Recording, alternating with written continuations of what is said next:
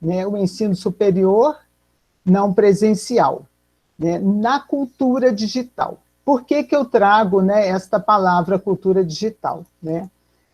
Quando nós observamos hoje, né, as formas, as trajetórias de aprendizagem, os caminhos que nós percorremos para agregar um novo conhecimento, para gerar novos saberes, nós observamos movimentos entre diferentes nichos, que envolvem tanto ambientes analógicos, como uma biblioteca física, quanto ambientes também virtuais, né? Nós vamos numa base de dados, no CAF, nós vamos no Lattes de colegas para ver o que eles estão produzindo e que é coerente ou não, que agrega ou não aos meus conhecimentos. Nós vamos em todos os sites, né, científicos ou não, para conhecermos e reconhecermos o que está sendo produzido.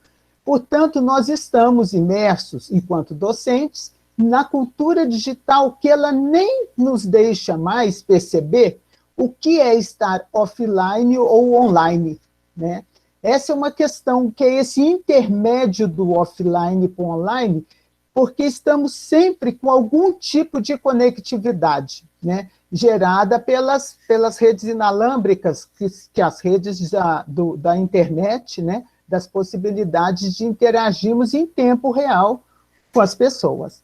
E as perguntas, então, que eu trago, né, para a gente refletir junto aqui, né, como os professores podem se organizar para o uso de novas tecnologias de forma síncrona e assíncrona, viabilizando de forma inédita encontros entre diferentes atores, áreas, saberes e expertise, né?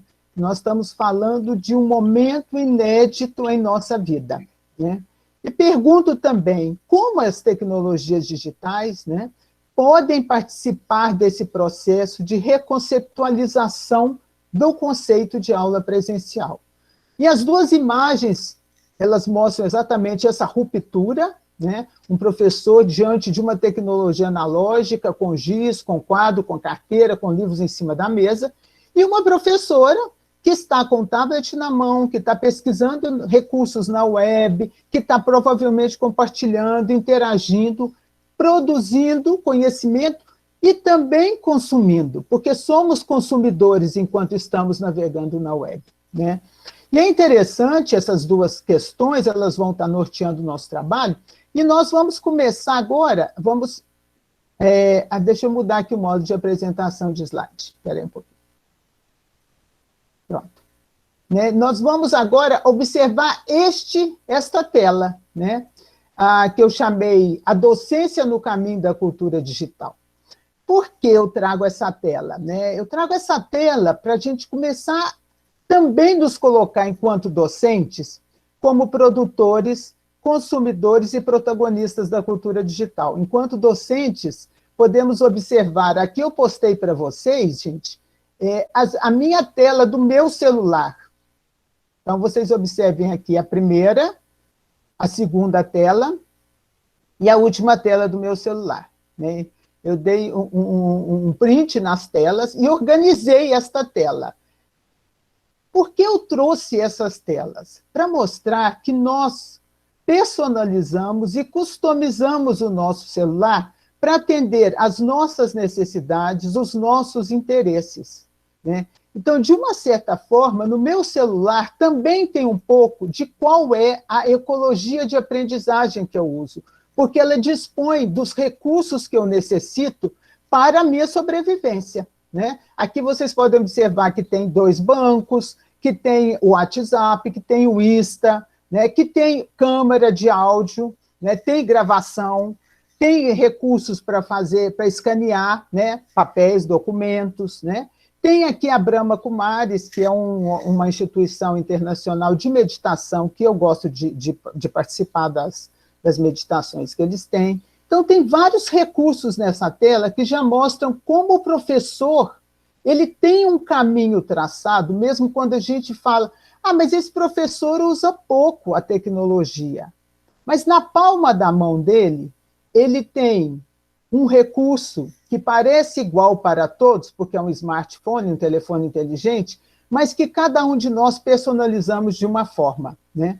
No centro também do processo de ensino e de aprendizagem, eu coloquei essa foto, é uma foto minha, eu personalizei, né, eu editei essa imagem que estava numa página da web, né, que chama Perfil Antenado, seria o perfil do professor antenado, né, que nós não gostamos muito dessas nomenclaturas, né, mas eu coloquei aqui porque eu achei interessante que aqui tem toda uma rede de recursos que o professor pode utilizar, e que ele, inclusive, nós podemos dizer que ele usa no seu dia a dia, para aprender, para ensinar, para pesquisar, para se fazer na comunidade, né? Então, nós estamos falando de um momento, mais do que pensar, né, em mídias e tecnologias, nós estamos falando de novas formas de viver, de socializar, de produzir, de compartilhar conhecimento, inclusive de viver emoções, porque neste momento do isolamento social, a forma que nós temos de compartilhar o nosso afeto, né, com as pessoas tem sido via o WhatsApp, né? E nós temos vivido muitas emoções nesse compartilhamento, que é, a princípio, virtual, mas que está totalmente relacionado às nossas vivências emocionais, né? O virtual seria um meio, mas o que está de concreto é a nossa vivência, né? Então, nós vivemos de várias formas, né, o uso dessas tecnologias aqui, de novo, né, as várias mídias, né, quando a gente olha no nosso... quando nós vamos fazer uma busca na web, nós encontramos cada dia, né, os colegas que são usuários das mídias, novos recursos, e nós sempre nos perguntamos, precisamos dominar todos esses recursos, né, entendendo que há muitas possibilidades, há muitas oportunidades, mas eu vou chamar a atenção de vocês para a gente fazer as escolhas que mais aproximam do nosso perfil enquanto docente. Não temos que dominar todas as tecnologias, temos que verificar o que faz sentido, né? Qual é o sentido que eu encontro no uso de determinadas tecnologias para o meu ensino. Aqui eu trago só como um exemplo, na perspectiva dos alunos, né, o resultado de uma pesquisa da professora Brigitte Baron, né, foi de 2006, quando ela entrevista um aluno que tinha uma fluência no desenvolvimento, na programação na web, né, e ela, quando conversa com ele, aquilo não foi um conhecimento do currículo formal da escola. E ela pergunta a ele, como você desenvolveu essas suas competências em criar vídeo, publicar vídeo, programar, como você desenvolveu isso? E ele traz para ela esse mapa de todos os nichos e recursos analógicos e digitais que ele navegou para construir uma dada competência, né? Então, ele aciona na escola as disciplinas da ciência da computação, mas ele também aciona em casa, né, a conversa com o tio, que é um programador.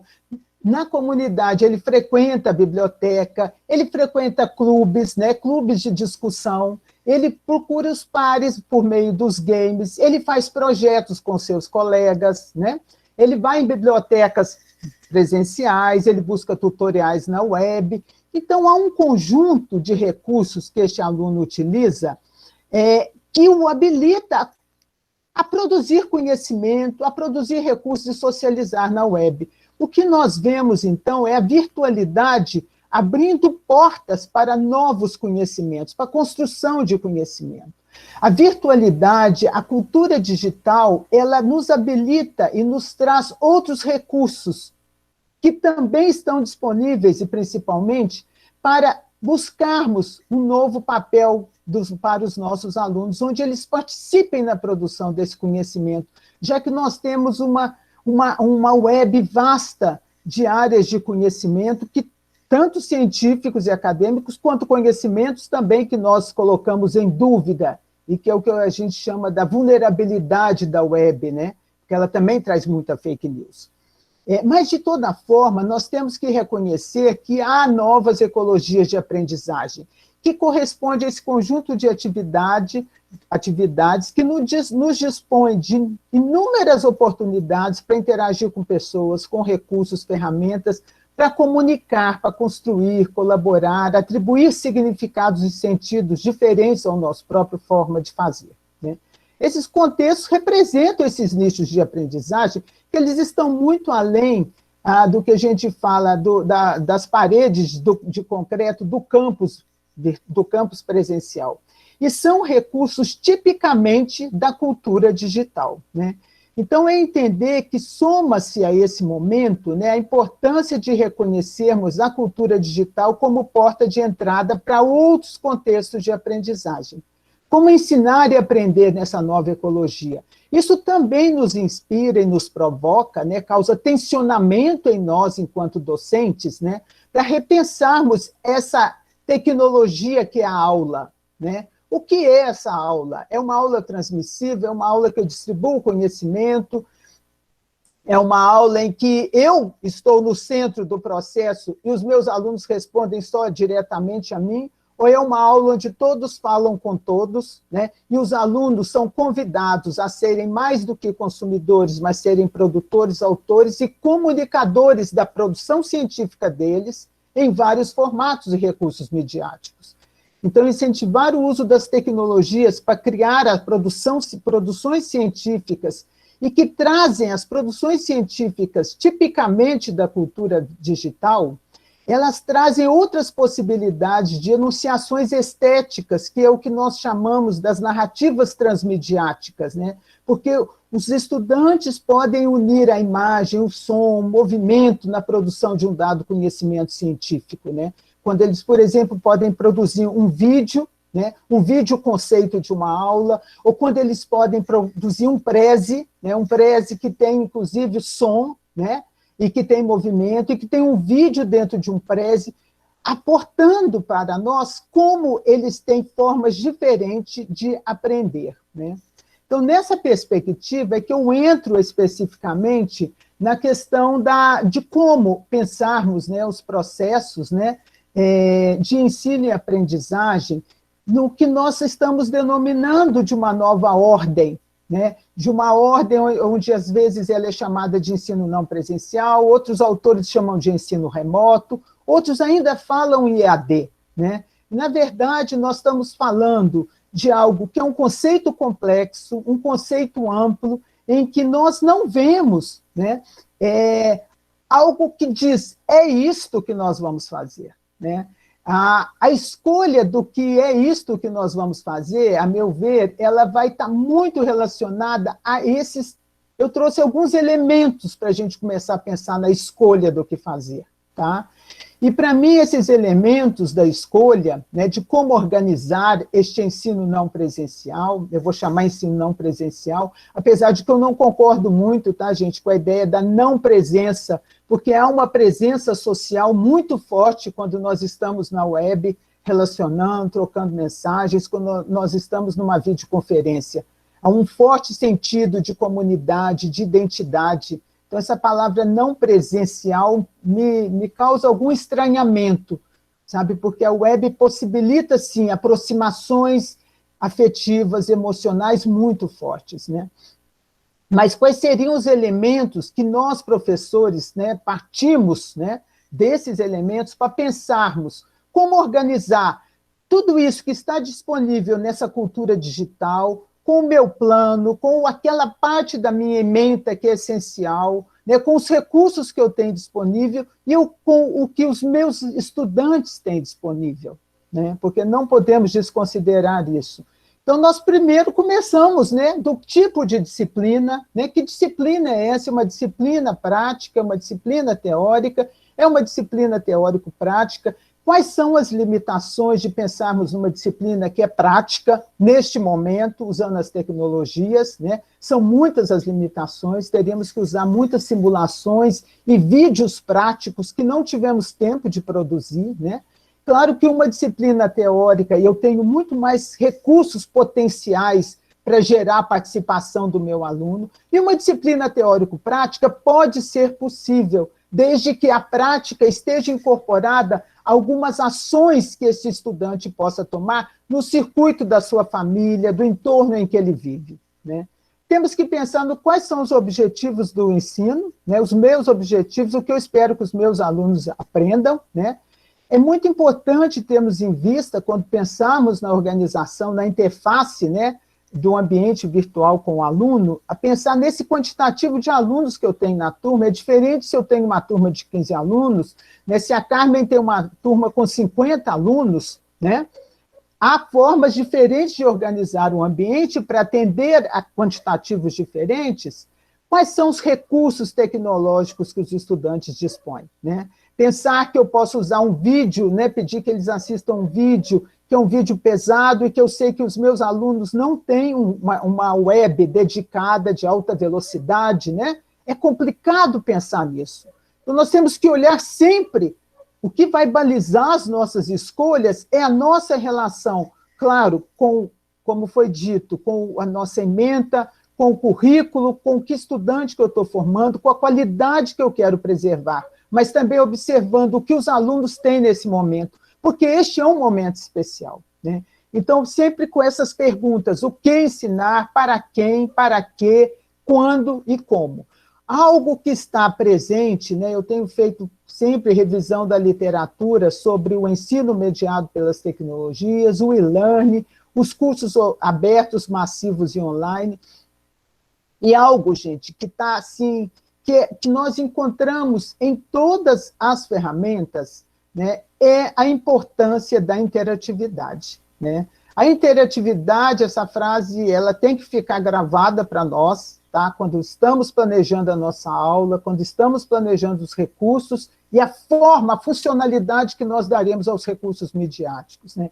A interação é o coração e a alma do aprendizado assíncrono eficaz, né? Mesmo no aprendizado assíncrono, onde eu não estou no tempo real em interação com o meu aluno, a interatividade tem que se fazer presente. Então, eu trago aqui para a gente começar a pensar, porque depois de mostrar esse quadro a vocês, eu vou trazer 2 exemplos de aulas organizadas, né, com a mediação das tecnologias, tá? Mas só para trazer de novo nessa discussão, que eu sei que é uma discussão que todos nós estamos envolvidos, né, que tipo de recursos que nós vamos usar? Os recursos, na verdade, aqui eu tenho uma lista de recursos nessa primeira coluna, que são recursos que me permitem atividades síncronas, né? Ou seja, em tempo real com o meu aluno, né? E tenho aqui também as atividades assíncronas, né? Eu disponho a atividade, o aluno responde no ritmo e no tempo dele de aprendizagem, coordenado sempre, administrando o prazo da atividade que o professor destinou, né? Quando nós olhamos para esse quadro em atividade síncrona e assíncrona, né, nós temos que também nos perguntar como que eu transito de uma atividade para outra? Porque aí é que está o segredo, né? Vamos primeiro, então, ver os tipos de atividade síncrona e assíncrona, e depois nós vamos falar dessa transição, porque um plano de aula, ele não é um plano assíncrono ou síncrono, ele é um plano que envolve uma harmonização dos recursos que eu tenho para atingir um dado objetivo de aprendizagem, né? Então, as atividades síncronas mais comuns, nós temos o chat do Moodle, né, uma sala de bate-papo também do Teams, se a universidade já oferece o Teams, né, que é o pacote Office 365, né? O WhatsApp, que é um aplicativo de comunicação instantânea, ele está sendo muito usado sincronamente para reuniões rápidas, né? Nós temos outros também dispositivos como o WhatsApp no Google. Nós temos aí o webinar, Facebook, YouTube, Google Meet, que é o que nós estamos usando, Skype, Twitch, GoToWebinar, vários outros recursos que nos permitem esse tipo de conferência, né, síncrona em tempo real, com a minha plateia, com a minha audiência. Nós ainda temos as lives que podem ser realizadas no YouTube, no Instagram, no Facebook, e temos os sistemas de webconferência, né? O sistema que nós usamos na UNB de webconferência é o WebConf do próprio Moodle, que é oferecido e administrado pela RNP, e que também funciona muito bem. Ele permite gravar e não há necessidade de pagar nenhuma taxa, porque a RNP é uma instituição pública privada e ela trabalha para as universidades públicas no Brasil, né? Então, nós temos aqui também o Zoom, Teams, Google Meet, vários outros aplicativos. Nos recursos assíncronos, né, nós trabalhamos com fórum, o e-mail, né, ainda é um meio de comunicação, aquele e-mail que nós fazemos a comunicação via e-mail com os alunos de dentro do Moodle, é uma possibilidade.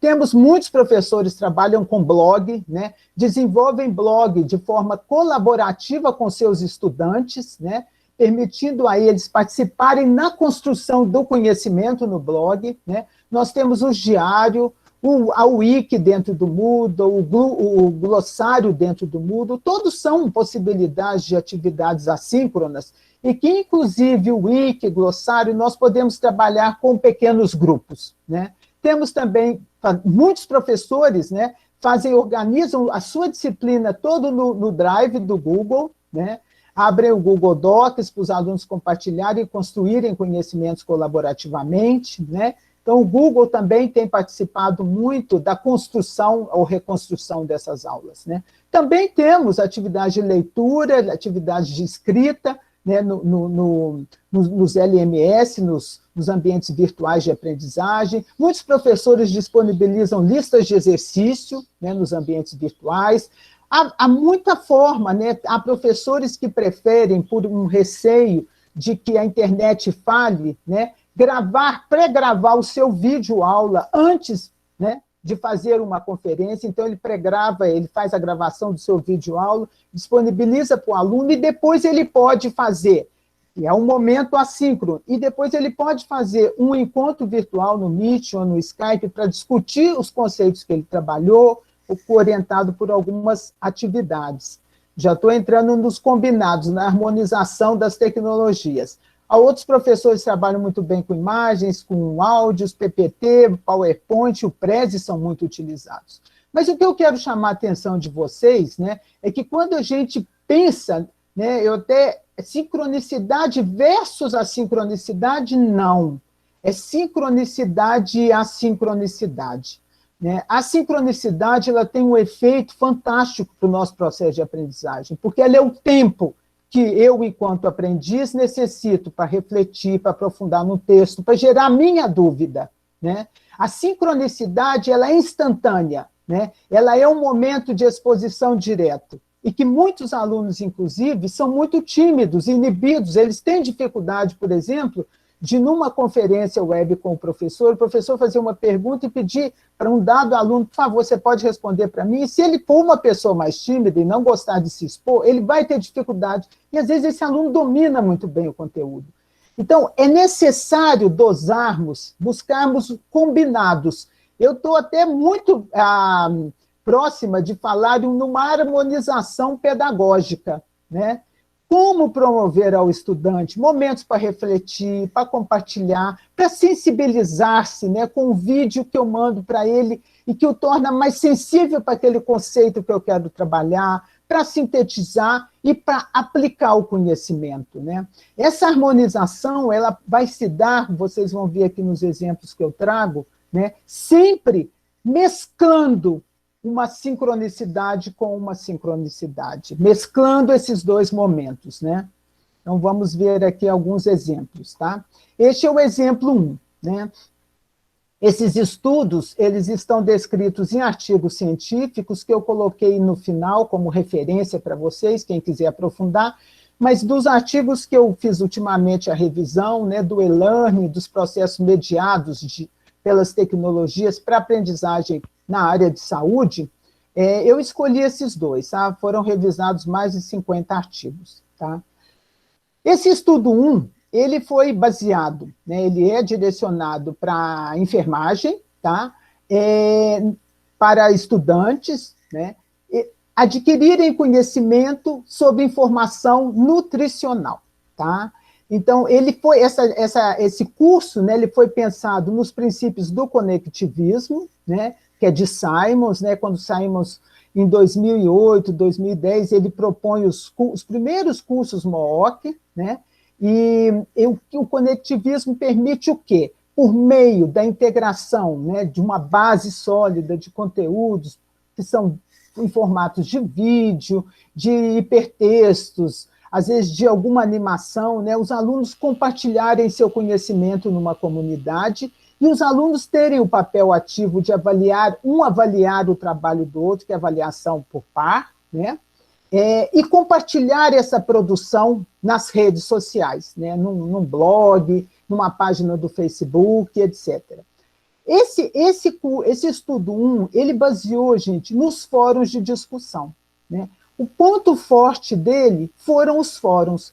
E aí, quando a gente pensa, mas fórum é assíncrono, não teve sincronicidade? Vamos ver como ele organizou, então, este curso, tá? Ele usa os fóruns de discussão para os estudantes interagirem e se conectarem. Então, praticamente, semanalmente, esses alunos tinham fóruns e incitava com perguntas, né, provocantes esses alunos a perguntar ao outro, responder ao outro, um aluno dar feedback ao outro. A comunicação no fórum ela pode variar muito. Dependendo da forma como o professor elabora o enunciado, os alunos vão sempre responder ao professor e não tratar entre eles, como eles estão construindo o conhecimento.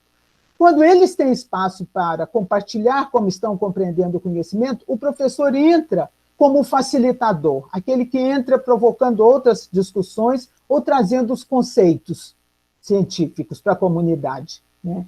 Então, este foi baseado nos fóruns de discussão. Mas ele também teve videoconferências com conversas online, síncrono, né?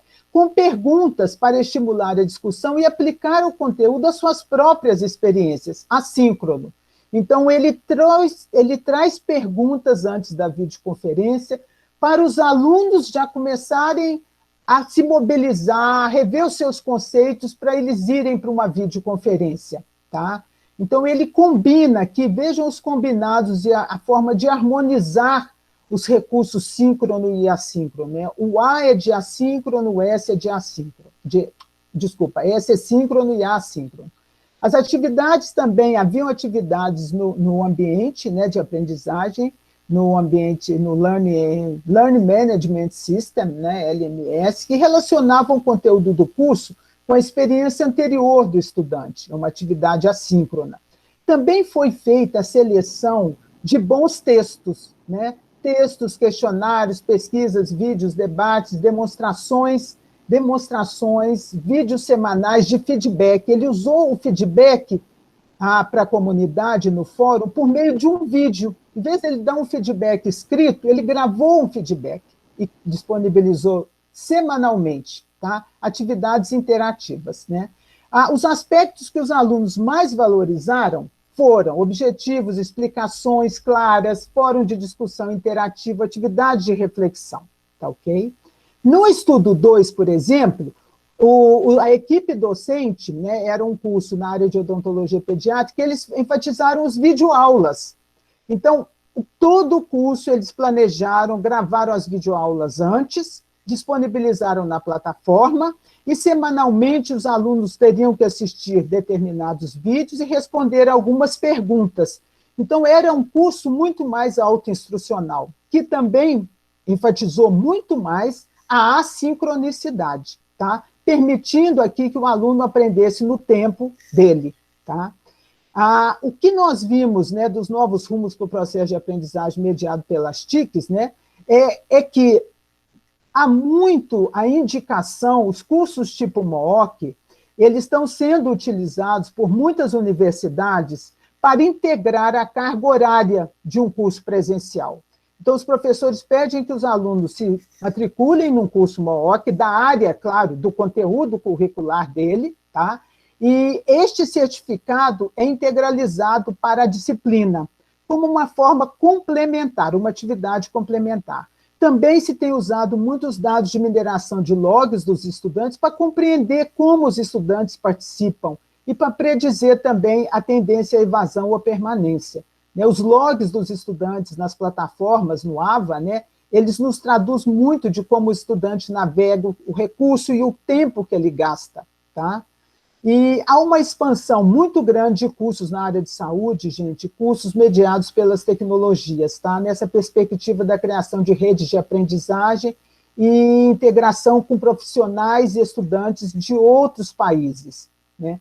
Eu gostaria, eu sei que o tempo deve estar acabando, né? Mas eu gostaria de trazer algumas dicas e orientações. 5 minutos, professora, ainda é 5 minutos. possível finalizar. Ok, obrigada. Eu não gostaria de deixar passar essas dicas e orientações para os tempos de ensino não presencial, porque eu vejo muitos professores, e também na UNB, preocupados, né, com a quantidade, né, de material que eles têm que disponibilizar. Por quê? Porque muitas vezes o professor ele planeja a sua aula, né, a aula online, né, pensando que, como eu não estou presente, um texto vai me fazer presente. Né? Então, dosar, gente, a quantidade, né, de textos, de materiais didáticos que o aluno tem que estudar sozinho, né? Buscar a qualidade, pode ser um texto que traduz, né, a parte central da minha disciplina, um texto que traga leveza, mas profundidade. Temos que escolher esse recurso. Não compensar a ausência física com excesso de leituras. Procurar guardar semelhança entre as metodologias das disciplinas oferecidas no mesmo curso. Ter um consenso entre os professores do curso, por exemplo, de enfermagem da USP, né, de Ribeirão Preto, de quais são os recursos que eles vão usar e dosar essa quantidade para não sobrecarregar esse aluno. Não transpor linearmente a aula presencial para a aula virtual. A aula virtual tem outros tempos e espaços, tá? Ter uma aproximação com a turma, um diálogo pedagógico de acolhimento, de respeito, gente, às limitações que todos nós estamos vivendo, né? Lembre-se sempre que você está mais próximo do seu aluno do que nunca esteve, e ele de você. Nós estamos habitando o espaço residencial do outro. Portanto, combine as regras para abertura de vídeos, de fala, combinem etiquetas, não forcem intimidades que possam ferir a integralidade do outro. Ser simpático, propor a empatia como uma troca simbólica emocional. O momento é inédito para todos nós estamos tensionados por essa angustiante vulnerabilidade em que nos encontramos. Personalize a aula, customize, flexibilize de acordo com os seus princípios, de acordo com o que você domina. Não se preocupe, professor, em ser um especialista em EAD. Nós não vamos nos tornar especialistas em EAD em 2 meses, em 15 dias. Tá? E lembre-se sempre que a eficácia dos seus cursos vai depender do acesso que os alunos têm a esses recursos. Existem muitos benefícios potenciais do ensino não presencial, eu vou destacar nessa transparência, né, nesse slide, o aumento da informação, e nós diminuímos custos de deslocamento. Podemos também atualizar frequentemente os nossos conteúdos. Das desvantagens, nós temos a ausência da presença física do professor, pode diminuir muito a motivação para alguns alunos que têm um estilo de aprendizagem, costumes e hábitos muito arraigados à presença física. Tá? E ele necessita de muito mais autodisciplina, autonomia e cooperação por parte dos nossos estudantes. E que muitas vezes nós também, enquanto docentes, não organizamos as nossas disciplinas com esse foco. Né? Isso também dificulta. Tá? Eu vou pular essa parte de evasão e vou só para finalizar. Essa tela, né, são 2 imagens, essa tela traz para mim a importância de considerarmos o protagonismo dos nossos estudantes na produção de conhecimentos científicos. Eles produzem conhecimentos agregando várias outras narrativas midiáticas, né? Eles dominam muito bem isso, então apoiar nisso, porque isso é um momento de satisfação, e eles podem conectar esta aula, entender esta aula como um desafio para eles, para serem também comunicadores e produtores na cultura digital.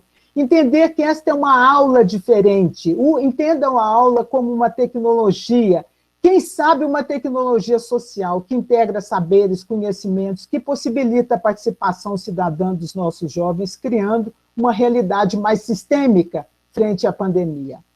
Essa imagem é uma imagem que eu trago para pensarmos, né, que estamos, sim, planejando as nossas aulas neste contexto, né, onde há muitas perdas, né, há muito sofrimento, né, onde vivemos muita angústia. Mas, se unidos ficarmos, né, vamos sobreviver a este período tão árduo e inédito para a história da humanidade. Tá? A pergunta que eu deixo para vocês serão especialistas em AD ou vocês serão professores no caminho, docentes no caminho da cultura digital? Duas imagens para finalizar. Não poderia deixar de trazer o manto de Arlequim, né? Que tá, essa pergunta está no texto do Michael Serres, né, de 1999, porque eu acho que nós, professores, temos um manto de Arlequim dentro de nós. Né? Nós temos várias, né, identidades profissionais, nós dialogamos com vários autores, com várias epistemologias, com várias metodologias. Nós temos um conjunto de saberes que são costurados, tecidos e retecidos durante a nossa carreira e a nossa história de vida profissional. E a segunda imagem é entender que dentro de cada um de nós, professor, docente no ensino superior, nós temos um maior tesouro, que é uma biblioteca interna de conhecimentos, né? Um tesouro que nós possuímos, que foi acumulado e transformado, está sendo tensionado pelas novas exigências sociais e singulares do tempo de pandemia. Mas é um tesouro que, neste momento, tem que ser acionado para pensarmos como organizar esse novo conceito de aula enquanto uma tecnologia social que agrega os nossos estudantes como partícipes, artífices do seu próprio conhecimento, como produtores de conhecimento e não só consumidores de conhecimento, né? E com essas duas mensagens, né, eu finalizo a minha apresentação, né, lembrando essa frase também do Walter Corran, né, que toda autêntica experiência é uma viagem, um percurso que atravessa a vida de quem a sustenta, e também é um período. Muito obrigada.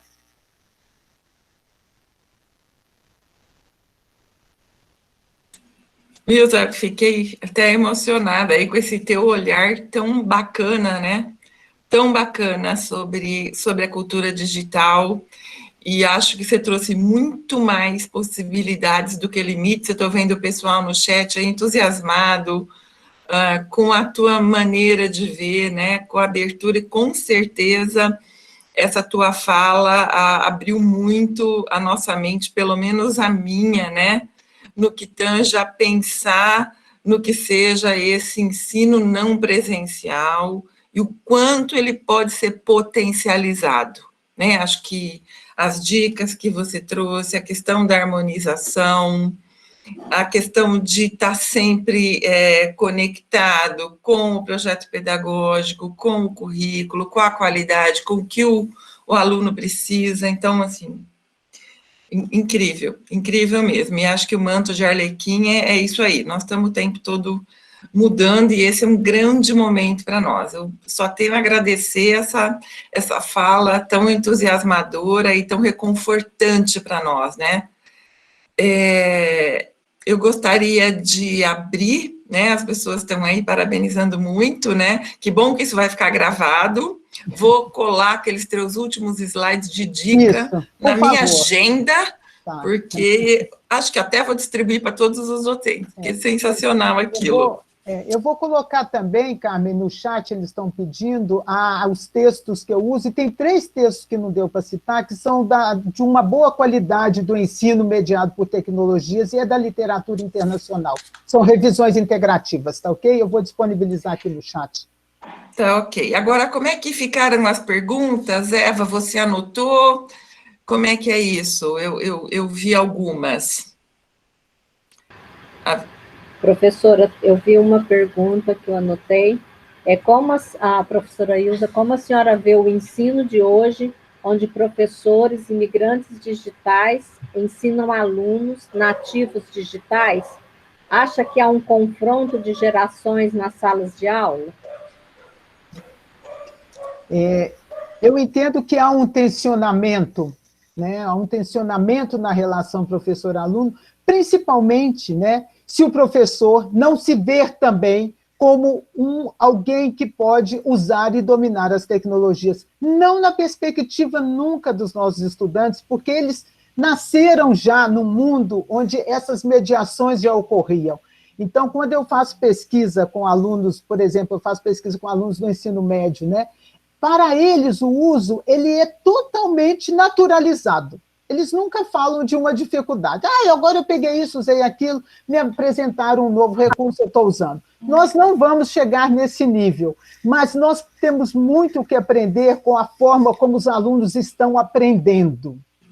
Este é o tensionamento que eu acho necessário. Nós temos que tensionar a nossa forma de ensinar, compreendendo que a cultura digital abre espaço para novas formas de produção científica, né? Tem vários professores nossos, inclusive da UFSCar, né, que já trabalham com a produção usando as tecnologias para a visibilização da produção do conhecimento científico pelo aluno, e é fantástico, né? Nós temos que entrar nessa área, gente. Sem receio, nós não competimos, não existe competência entre professor e aluno. Há complementariedade. E, por favor, tem que haver leveza e profundidade, e não temos que pesar a mão nesse momento. Vilza, acho que tem mais uma, duas pessoas inscritas que queriam fazer pergunta. Eu queria fazer uma, porque nós fizemos uma pesquisa entre os docentes, logo no início, e uma das coisas que apareceu muito foi a gente fez questões abertas, né, que os alunos não participam. E aí um dos nossos docentes, que é do grupo da coordenação, o Lucas, fez essa reflexão, mas presencialmente todos participam? Né? Então, eu queria que você falasse um pouquinho, que a gente, presencialmente, todo mundo participa ou só está lá te olhando, né? Queria que você falasse um pouquinho, como é que você vê essa coisa da participação? O que é participação nesse momento não presencial? Ótimo. Primeiro, né, quando você problematiza no presencial, eles participam, eu pergunto aos professores em geral, aqui meus colegas, né, como nós organizamos, né, essa aula enquanto uma tecnologia social para incluir a participação e a autonomia dos nossos alunos.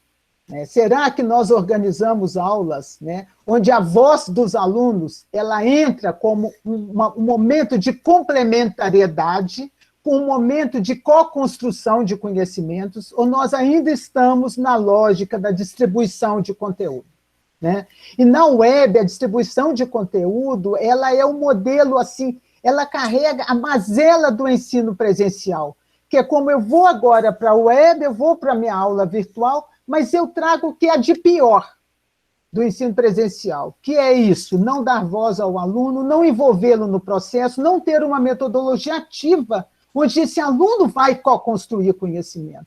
Quando eu vou para a web e só disponibilizo conteúdo, ponho um fórum, que às vezes eu vejo muito, não sei se na enfermagem, mas na psicologia se usa muito os fóruns de discussão, fóruns temáticos, problematizadores, e nós já analisamos fóruns que o professor tem baixa interação e põe questões bastante problematizadoras e pede que eles se organizem como uma comunidade de aprendizagem discutindo o tema, e há fóruns que os professores põem questões pontuais que o aluno responde ou diz tudo bem e vai embora. Então, gente, nós temos que voltar na questão de como organizamos os nossos processos, né, de abertura para criar canais onde os alunos possam se expor e participar de forma efetiva. Não é uma participação aleatória, é uma participação onde a aula ela é planejada para que ele entre como um protagonista, que tem um papel diferenciado, sim, mas um papel importantíssimo na construção dos conhecimentos, da construção de conhecimento científico, não senso comum. O que nós temos que cuidar, eu vejo, sabe, Carmen, para finalizar, dessa abordagem de que o aluno não participa. Né? Eu acho que isso já é, por si, um estigma. Aluno não participa de fórum, ele não participa sob que condições eu provocaria a pensarmos? Né? Sobre que metodologia nós organizamos? E não é uma metodologia de uma aula, é a metodologia da disciplina como um todo. Como a disciplina foi pensada? Tá? Inclua a voz do aluno, inclua a ação do aluno na produção, que ele vai vir, e ele tem voz.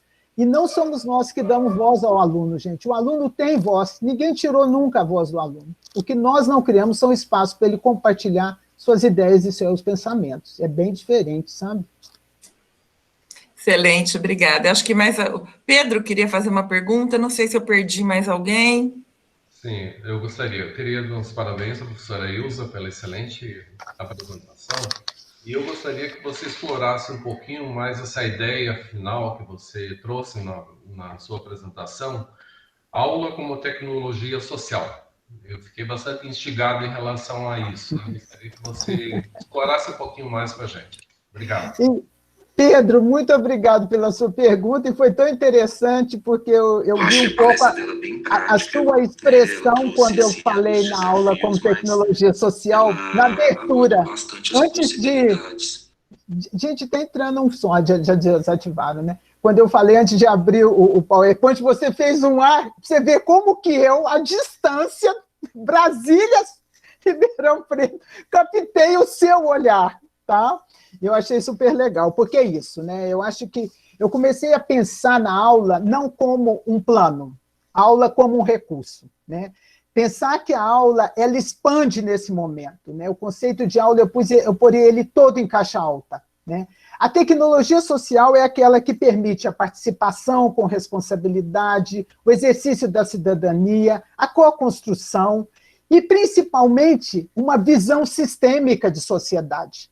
Né? Não é uma visão compartimentada. Né? Então, por que não pensarmos os nossos conteúdos curriculares engajados nesse grande cenário que nós estamos vivendo, no cenário social da pandemia, e pensarmos a aula dentro desse cenário, como os meus conteúdos dialogam com o que nós estamos vivendo, né? Como os meus alunos podem fazer pesquisa na web e trazer do que nós estamos vivendo hoje, né?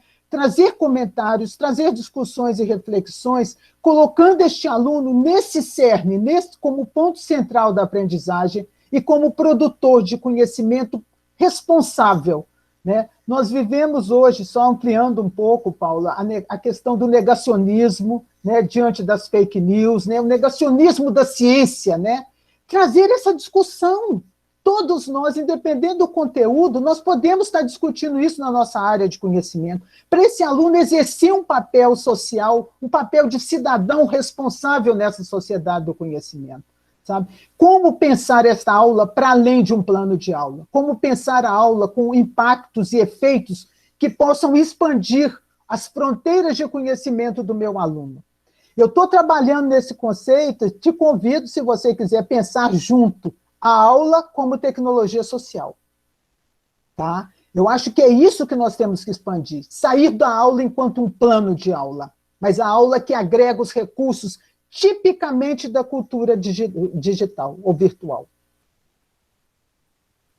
Obrigada pela pergunta. Muito obrigado. Fantástico, viu? Muito obrigado mesmo. Bom, Wilson, nós temos várias perguntas aqui no chat, mas nós precisamos dar seguimento. Sim. Porque senão a gente vai perder o nosso cronômetro aqui, né? Então eu vou ter que ser um pouco chata nesse momento, no sentido de me comprometer a encaminhar as perguntas. As pessoas estão fazendo vários questionamentos, né? Eu não sei se a aula pode ficar disponível no YouTube, isso daí o pessoal nosso de informática poderia responder, né, no decorrer da outra apresentação. Eu acho que no final da apresentação da Luciana nós teremos mais tempo para discutir novamente um pouco, né? De novo agradeço. E agora eu gostaria de apresentar a nossa docente da casa, né? Que é a Luciana Barizon Lucchesi. A Luciana é enfermeira, ela é bacharel em enfermagem, ela é licenciada em História pela Barão de Mauá, ela é vice-presidente da Academia Brasileira de História da Enfermagem, ela é docente do nosso Departamento de Enfermagem Psiquiátrica e Ciências Humanas, é uma docente bem jovem, né? Não é jovem de tempo de casa, mas ela é uma docente jovem de idade, e a gente percebeu ao longo de todo esse processo que ela foi, dentre inúmeras outros docentes, uma das docentes que se adaptou bastante a essa questão do oferecimento não presencial. E nós achamos que seria importante mostrar uma experiência nossa de dentro de casa, de como é possível, de que é possível fazer com qualidade. Então, Luciana, eu abro a palavra para você, se você quiser se apresentar em um outro aspecto. Agradeço muito, dentre as suas inúmeras atividades aí, você ter aberto o espaço para compartilhar com a gente sua experiência. Muito obrigada, viu? Gente, obrigado, bom dia a todos. Eu acho que a minha fala exemplifica uma série de coisas que foram trazidas pela professora Wilza, então eu acho que as nossas falas vão se complementar bastante. Eu só queria ter certeza que o meu áudio e a minha tela estão aparecendo para vocês nesse momento. Eu gosto desse sistema de divisão da tela, porque eu não perco o contato visual com os estudantes, ao mesmo tempo que eles conseguem visualizar os meus slides. Então, a minha fala vem, acho que no sentido, eu tentei não só fazer uma discussão um pouco do que tem acontecido na minha experiência, mas também quantificar um pouco esse processo na medida do possível, né? Então, eu acho que, para dar uma ideia inicial, colocar para vocês o perfil estudantil que eu estou nesse semestre, né, que eu trabalho, que eu estou em 5 disciplinas, né, então, tanto o cuidado integral em saúde, quanto da licenciatura, primeiro ano, a inserção do estudante na universidade, do bacharelado. História da enfermagem é uma disciplina que eu ministro nos 2 anos, né, nos 2 cursos, tanto de licenciatura quanto bacharelado, e esse ano eu também estou na disciplina de processos pedagógicos do 3º ano do bacharelado. Por que eu estou trazendo isso? Porque, dependendo da necessidade da disciplina, houve a adesão de diferentes estratégias, e aí eu quis trazer um pouquinho de cada coisa, né, pensando um pouco no docente da casa. Então eu pensei muito no e-disciplinas, que é o que está mais próximo da gente, que é o Moodle, que a professora Wilsa falou. Então eu tentei trazer alguns números também, né, então esse aluno que eu trabalhei nesse período, prioritariamente são calouros, e no total a gente teve 47 encontros virtuais nesse período da pandemia. E a gente passou aí por um processo adaptativo, eu acho todos nós muito difícil, que eu acho que foi de se aproximar dessas novas ferramentas. Então, algumas coisas que a professora Wilsa já falou, eu não vou me alongar. Um desejo de adaptação dos docentes também, né, nesse período, a gente tentar se adaptar a essas novas tecnologias, mas também o quanto que isso gerou de uma sobrecarga de trabalho, porque o tempo virtual é diferente do tempo presencial, o tempo de preparo de atividades remotas é muito maior do que o tempo de aula presencial. A dificuldade que eu senti muito nessa divisão de telinha, até um pouco por conta disso, essa dificuldade que eu senti, por exemplo, de eu não poder observar o não verbal do estudante, que isso era uma coisa que me dava um timing muito importante da hora que eu faço o intervalo, da hora que eu paro, da hora que eu falo mais rápido ou não, e que isso, de certa forma, causa, eu acho que até uma sensação de solidão, às vezes, porque nem sempre o aluno tem um plano de internet que permite que ele abra o vídeo, que ele abra o áudio, então a gente tem que estar atento a isso também. Então, tem um aluno que ele só consegue participar pelo chat. Algumas estratégias, né, como o uso de vídeo curto, disponibilização de materiais, ampliação de participação de convidados, que isso é uma coisa que gera um custo muito grande, e agora com a pandemia isso foi mais viabilizado, mas que, por exemplo, a gente já utilizava. Uma enfermeira, por exemplo, da Marinha, participa da atividade de inserção do aluno na universidade, falando como que é o trabalho do enfermeiro na Marinha, essa ideia de mostrar que a enfermagem não é só hospital, que é uma ideia que o calouro traz no começo, né? E ampliação da comunicação pelas diversas redes sociais e institucionais que a gente tem trabalhado. E até por essa sensação de solidão, a gente teve uma estratégia, então a gente começa as aulas síncronas, né? 15 minutos antes do estabelecido, eu entro, a gente fica no momento que nós ouvimos músicas, nesses 15 minutos, né? É um momento que o aluno, ele testa o equipamento, se o vídeo está funcionando, se o áudio está funcionando, então, quando dá o horário da aula, ele efetivamente está pronto para entrar na aula. E isso tem sido muito bacana, porque é um momento não só de descontração, mas um momento que o aluno pode falar de outras coisas para além da aula, né? Como é que eu estou, como é que está a pandemia, como está a minha família. Os alunos têm gostado bastante disso. Eu organizei a minha fala um pouco pensando no livro do Zabala, Prática Educativa, o capítulo que ele trabalha as relações interativas na sala de aula, né? Então, esses itens que ele coloca como ações importantes para a gente ter, foi a forma que eu dividi um pouco a minha apresentação, que é algo que a gente busca um pouco nessas disciplinas. O primeiro item que ele traz é promover canais de comunicação e ajudas, e outro item, as ajudas contingentes, né? Então, a primeira preocupação que a gente teve no início da pandemia é: todos os alunos têm acesso? A gente pode fazer disciplina? E essa decisão foi compartilhada com a turma sobre o caminhar das disciplinas, né?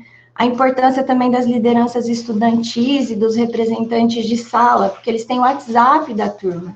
Então, eu consigo, através do representante discente, ter um contato emergencial, por exemplo, se eu preciso. Isso ajudou muito para a identificação de alunos com problemas com recursos tecnológicos, por exemplo, né? Além de outras experiências. O acompanhamento que a gente foi tendo ao longo do semestre, devolutivas da graduação, de como é que os alunos estavam avaliando o processo.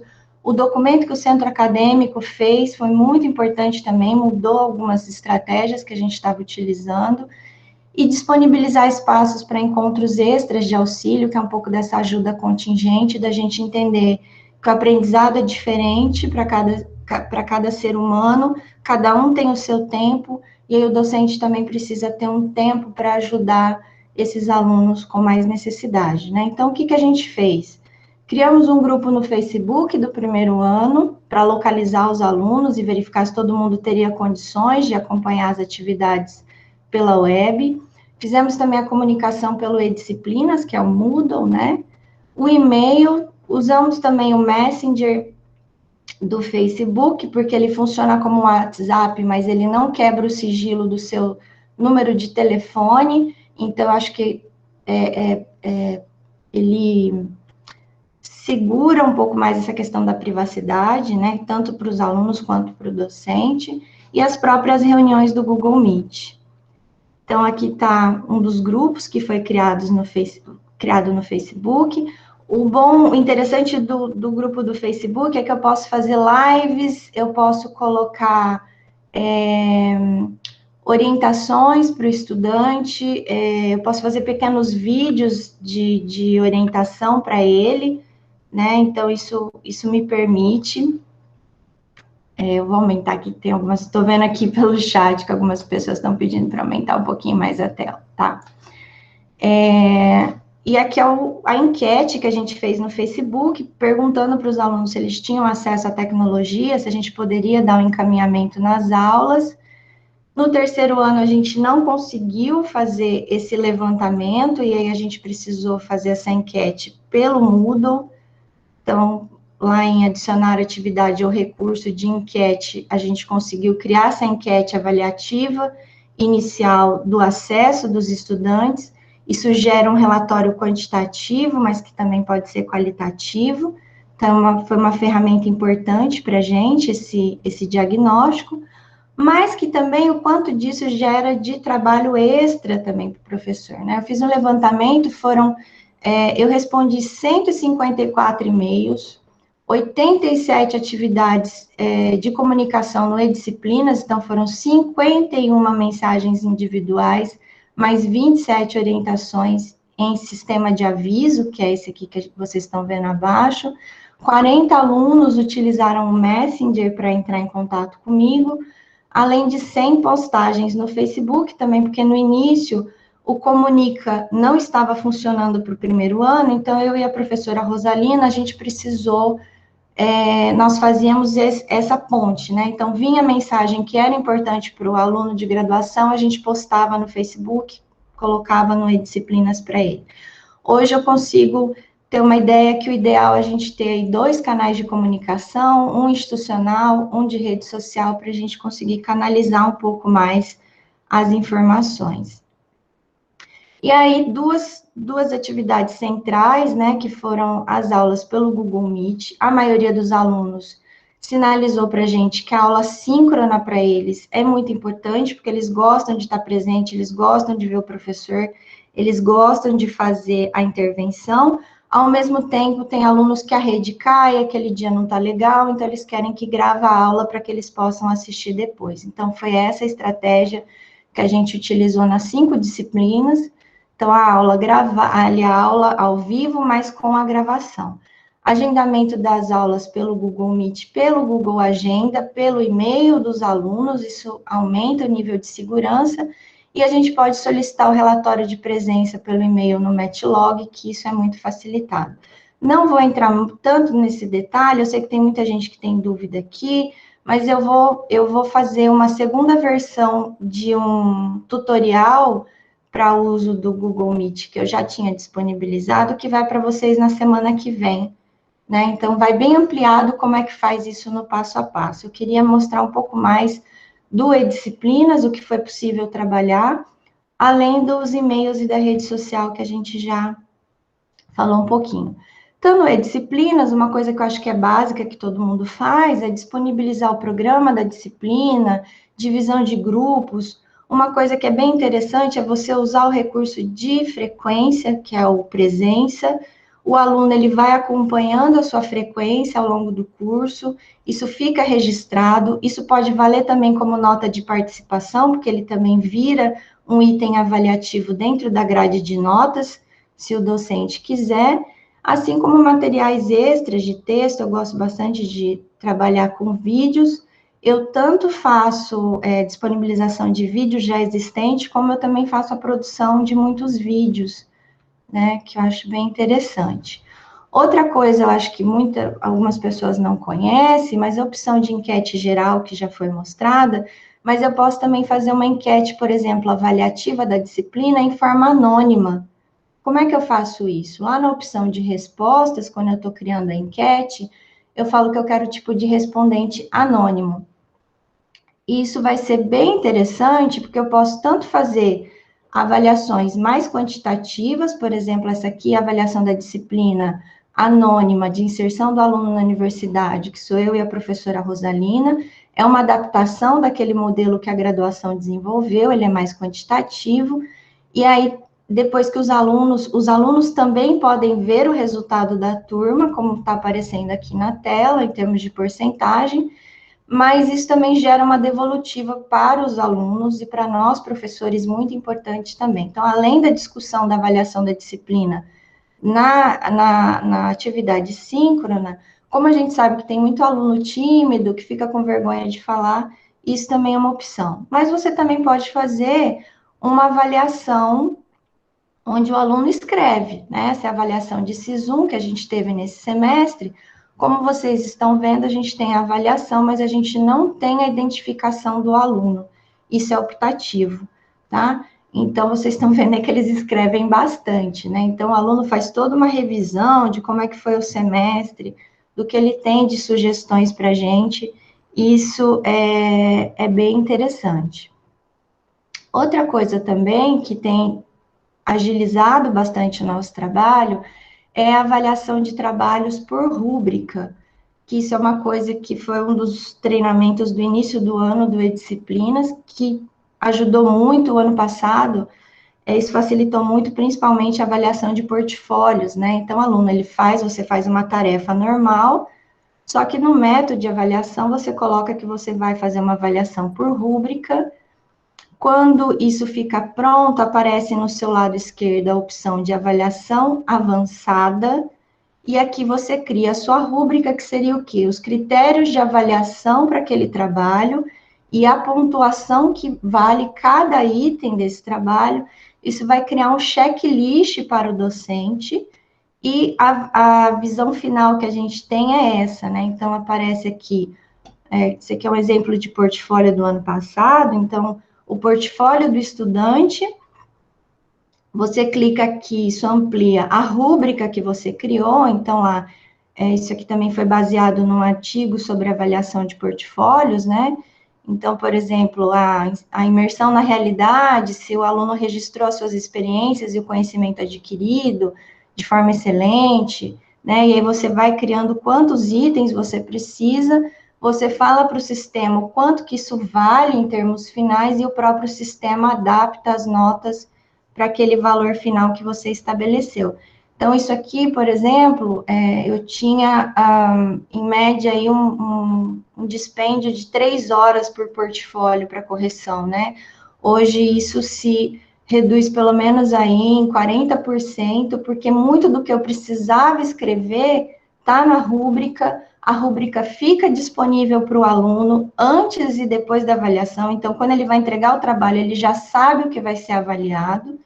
E eu ainda tenho aqui a possibilidade de escrever uma síntese para ele sobre o trabalho, e se eu quiser, eu posso, inclusive, inserir um arquivo. Então, por exemplo, olha, sugiro que você leia o texto tal, e aí eu coloco o texto para a leitura dele complementar em anexo. Então, são estratégias que estão disponíveis no E-Disciplina, mas que às vezes a gente não conhece.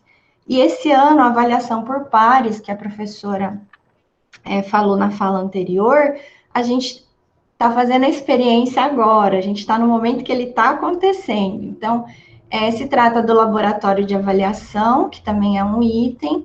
Você vai configurar isso como se fosse uma entrega de tarefa, o aluno vai entregar a tarefa, tem toda a orientação de como que ele vai fazer isso, e aí vai aparecer essa tela para ele, né? São aí as 5 fases. A primeira fase de configuração, que você determina como que vai ser a entrega do trabalho. A fase de envio, que os alunos do terceiro ano estão nesse momento, que eles estão entregando o trabalho, eles têm até o dia 8 de julho.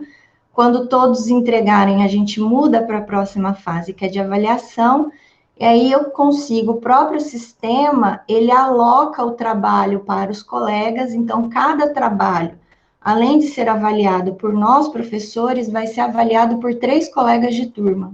Isso vai constar para a nota dos alunos, que é a avaliação por pares, que está muito dentro da fala do Zabala também, sobre essa questão da participação do estudante no processo de organização da disciplina, no processo avaliativo.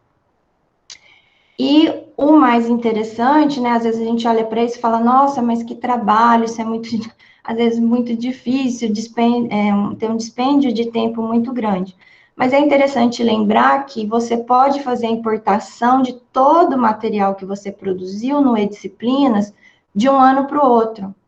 Então, você consegue importar todo esse material e aí você só faz as correções de data, as questões que forem necessárias e as novas modalidades que você vai utilizar. Então, não tem um retrabalho, né, de um ano para o outro, né? Isso ajuda bastante. E os avisos e as mensagens com o professor, eu já dei alguns exemplos, né? E uma coisa que muito pouca gente sabe, e que inclusive essa semana uma das docentes me perguntou se era possível, o E-Disciplinas funciona um pouco como um BBB, né? Eu acho que fazendo uma analogia assim. Então, ele tem um registro de quando você entrou, o que você fez, quantos minutos você ficou, exatamente aonde você clicou. Então, é um Big Brother mesmo. Então, eu consigo saber se o aluno está entrando, se está sendo efetivo aquela estratégia, se os alunos estão vendo, né? E aí eu fiz a brincadeira do puxando a capivara, mas é meio que essa ideia de BBB mesmo, porque a gente consegue saber, inclusive, dos professores, tá? Disciplinas que têm múltiplos professores, você consegue até saber se o professor está entrando no E-Disciplinas e com que frequência, tá? E aí a grande dificuldade é que a tecnologia não substitui as interações humanas, e eu acho que isso está sendo a nossa maior dificuldade em todo esse processo, né? Como fazer isso da melhor maneira possível. E aí, quando o Zabala fala em ajudar os alunos a encontrar sentido na aprendizagem, ao mesmo tempo promover atividade mental autoestruturante, que é essa coisa do aprofundamento das discussões, né? A gente tem trabalhado nas disciplinas de duas formas.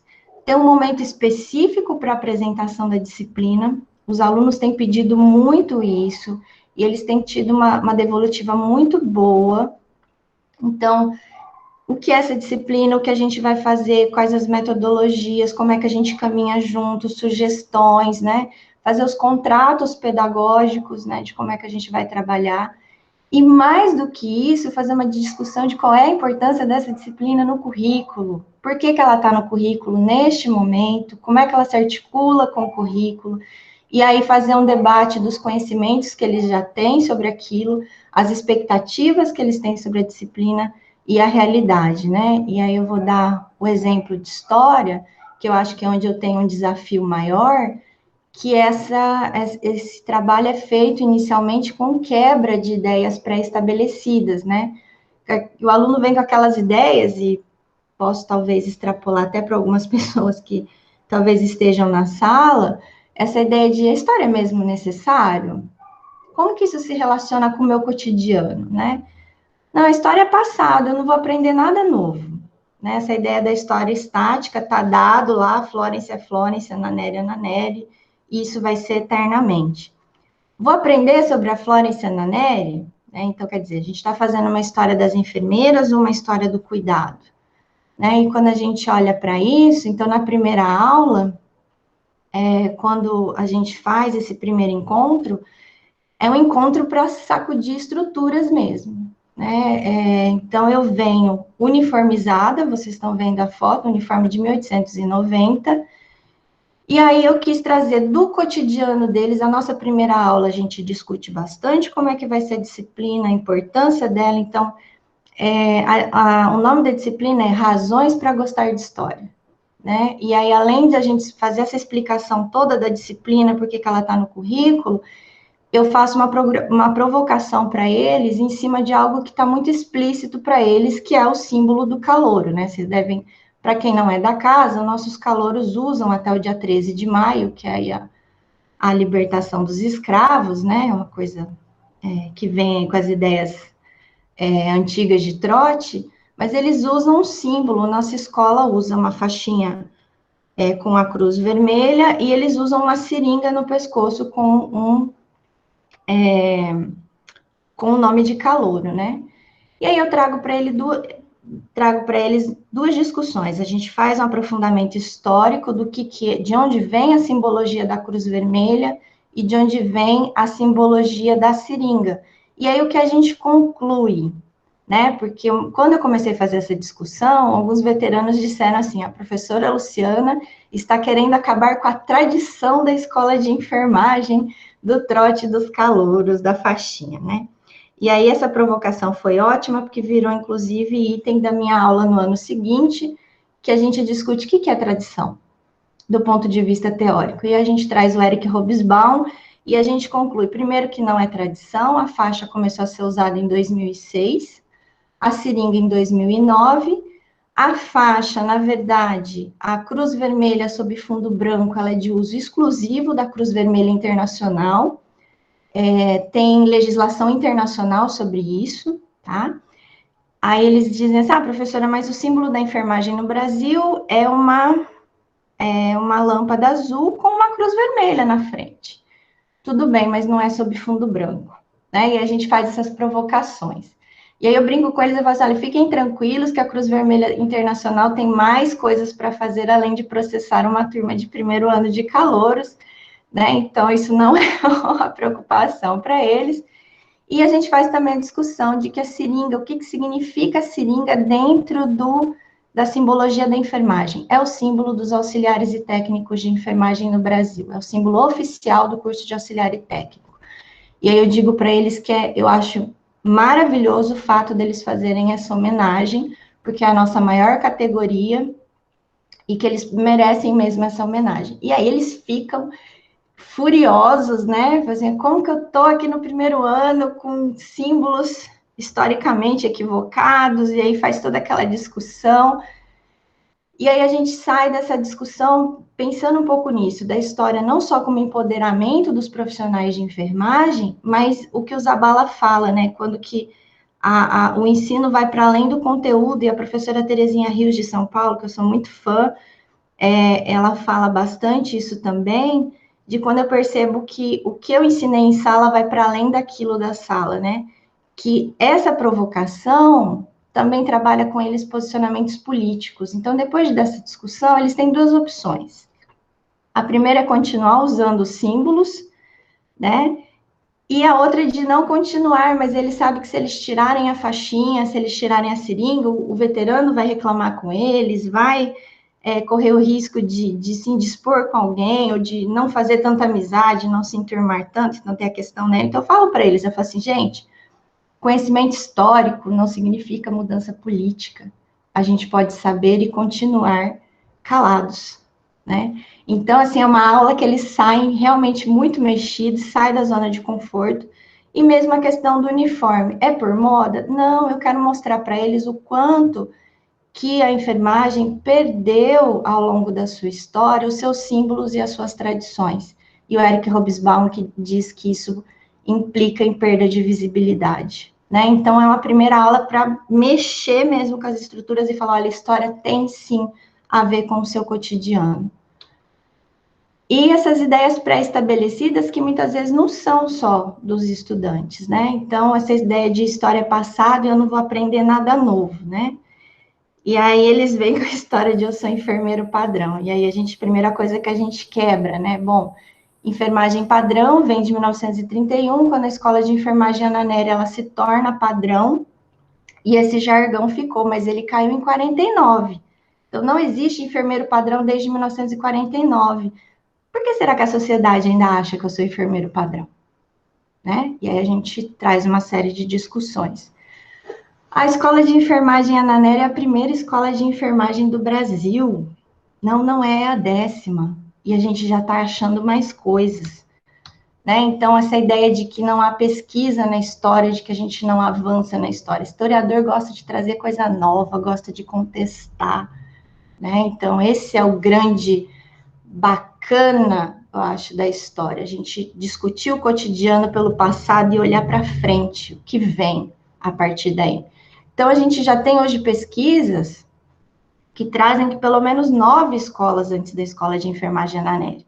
Aí algumas pessoas ainda brigam comigo e dizem assim, mas a escola de enfermagem Ana Nery é a primeira padrão nightingaliano, por isso que a gente fala que é a primeira. Também não é. É o Hospital Samaritano, a gente tem escola de enfermagem no Brasil desde 1890. Por que eu estou dizendo isso? Porque a gente tem também criar espaços de compartilhamento entre as áreas. Às vezes o aluno vem rindo para mim no meio do corredor e fala assim, professora, acabei de sair de uma aula lá no 3º, 4º ano, a professora me vira e fala que a escola de enfermagem Ana Nery é a primeira do Brasil. Não se discute a importância da escola de enfermagem Ana Nery, por isso que ela é tão gravada para eles, porque o modelo padrão Ana Nery foi muito importante, né, de 31 a 49, porque ele ajudou a entrada da enfermagem na universidade. Se não fosse esse momento da história, talvez nós não fôssemos ainda a nível universitário no Brasil. As lutas da enfermagem pelo espaço na universidade, como bem diz o livro da professora Ieda, é que trazem essa dimensão. Mas pelo olhar da história nova, a gente precisa avançar. E aí a gente precisa olhar que a história tem sim coisa nova. E como que isso traz o aluno para o reconhecimento da sua profissão, para ele entender a importância da profissão dele. Inclusive, a Escola de Enfermagem Alfredo Pinto, que vai fazer, que é a primeira do Brasil, faz 130 anos agora em setembro. Então, provavelmente vai ter uma programação bem interessante. E vamos apimentar um pouquinho mais a coisa. Florence, precursora da enfermagem moderna, 200 anos de enfermagem? Será? Se a gente pensar, isso aqui é uma provocação trazendo para a gente também, né? Se a gente pensar a formação adquirida em escolas ou instituição de ensino de enfermagem para a formação de enfermeiros, que isso seria o início do processo de profissionalização da enfermagem, então que seriam os precursores, não é Florence, é a Ordem de Obregón na Espanha, século XVI. Ordem de Padres e Enfermeiros, com livro de Fundamentos de Enfermagem de 1617, com 5 edições. E Fundamentos de Enfermagem, trazendo necessidades físicas e espirituais do paciente. Século XVI, muito antes de Florence. Para além disso, nós temos ainda a Ordem de São João de Deus na Espanha, também uma ordem de padres religiosos, São Vicente de Paulo e Luísa de Marilac, que foram importantíssimos, inclusive é onde Florence faz a maioria dos seus treinamentos, nas escolas de enfermagem da Ordem Vicentina, também nas diaconisas de Kaiserwerth, na Alemanha, século XIX, que é anterior a Florence, entre muitos. Então, assim, mesmo que a gente não negue a importância de Florence como fundadora, hoje a gente fala em Florence como a fundadora da enfermagem moderna, mas tem muita coisa antes dela. Inclusive, o modelo francês, se a gente olhar para aquelas 9 escolas de enfermagem no Brasil, o modelo francês de enfermagem, que foi muito criticado porque era um modelo onde a medicina organizava o ensino de enfermagem, mas foi o que organizou o início da enfermagem no Brasil. Então, do ponto de vista da história nova, que não tenta dar voz para quem foi calado pela história, essa perspectiva a gente precisa trabalhar também, né? Então, hoje a gente fala de Florence, fundadora da enfermagem moderna, 200 anos de Florence. Enfermagem tem mais de 400 anos. E aí eles ficam bravos comigo, eu falo assim, por favor, muda o logo lá do Facebook de vocês, de enfermagem 200 anos, que agora vocês têm a informação fidedigna. Então, são provocações, né? E, para além disso, onde que eu me encaixo no mundo da enfermagem? Então, a gente tem um momento para falar da nossa história. Para além de Glete, as primeiras alunas, a nossa primeira casa, as professoras que iniciaram a organização da nossa pós-graduação, professora Emília Gerami, que é a primeira enfermeira depois de Glete assumir a direção. Na gestão dela vem o centro colaborador, mas até os dias atuais a gente fala das direções, olha aí, professora Maria Helena, professor Pedro, e eles acham incrível o fato de que a nossa escola já foi dirigida por um engenheiro agrônomo, né? Para quem não sabe, o professor Salim Simão foi um engenheiro agrônomo. A gente teve 16 anos de direção de não enfermeiros, e eu estou começando estudos agora sobre esse movimento, que foram gestões profícuas também, né? Então, dentro da disciplina de História, a gente faz esses movimentos, né, de tentar um pouquinho trazer a questão das metodologias ativas, trazer um pouco a questão da dramatização, do uniforme. A gente fala muito de imagem social do enfermeiro, mas aí eu tento trazer para eles também o quanto que isso é difícil. Então, eles têm um concurso de propaganda sobre a enfermagem, que já está na 3ª edição. Aqui tem uma imagem, né, dos alunos apresentando, recebendo certificados. A gente faz uma parceria com a Unirio, o grupo de pesquisa da Unirio avalia os alunos e escolhe os 3 melhores trabalhos, então tem premiação, então eles já têm esse gostinho de vida acadêmica no primeiro ano, né, e eles fazem. E aí, esse ano, o que a gente fez isso virtual, pelo Facebook, com transmissão ao vivo, foi um sucesso, eles adoraram, mais de 100 participantes. E uma das grandes perdas nossas com a pandemia foi o momento da viagem didática, né? Essa coisa eu tenho muito comigo essa coisa da professora Glete, que ela dizia, não se forma enfermeiro sem cultura. Então, a gente faz essa viagem didática, que é bem exaustiva, a gente sai às 5 horas da manhã aqui de Ribeirão, vocês estão vendo a foto aí, 3 ônibus o ano passado, foram 130 alunos. Nós vamos para a Escola de Enfermagem de São Paulo, tem uma palestra com o professor Genival, conhece o museu da escola, mas depois a gente faz um almoço e a gente vai para um museu de arte. O ano passado a gente foi para o Museu da Resistência, que para esses alunos, ditadura militar é uma coisa tão distante, e para eles foi muito forte. Foi muito forte entrar nas salas onde foram celas e ouvir depoimentos de pessoas que ficaram ali presas. Então, para além do ensino, eu espero que nenhum desses alunos tenham ido para a rua gritar pela volta do AI-5, porque eles sentiram na pele. Muitos alunos choraram, se emocionaram, né? Foi muito assim, eu me emociono um pouco até de lembrar, né? E o uso de jogo eletrônico também que a gente tem feito, que no não presencial a gente conseguiu também manter. A dramatização que a gente faz eles fazem um trabalho sobre a Florence Nightingale, e a gente usa a dramatização, inclusive com vestimentas. Esse ano a gente conseguiu fazer isso de forma virtual.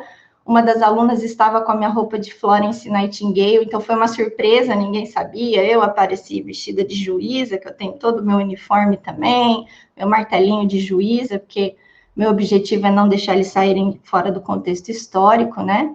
Então, a grande parte, a gente conseguiu fazer essa adaptação, né? Tentar trazer essa coisa, essas discussões, né?